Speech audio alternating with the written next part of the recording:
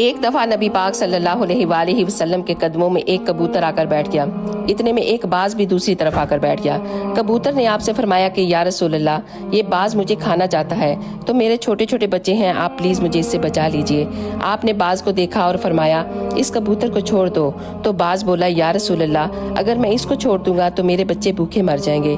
اس پر آپ نے فرمایا اگر یہ بات ہے تو میری ٹانگ سے گوشت کو اتار لو اور اپنے بچوں کو کھلا دو، مگر اسے چھوڑ دو۔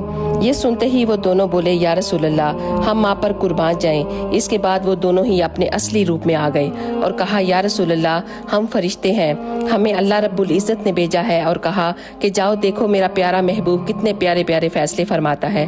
سبحان اللہ، قربان جاؤں میں اپنے پیارے نبی صلی اللہ علیہ وآلہ وسلم پر۔ تعریف جس کی خود میرا رب کرے، اس نور کا نام ہی محمد مصطفیٰ صلی اللہ علیہ وآلہ وسلم ہے۔ اگر ویڈیو اچھی لگی ہے تو پلیز ایک دفعہ ضرور شیئر کیجیے گا۔ جزاک اللہ۔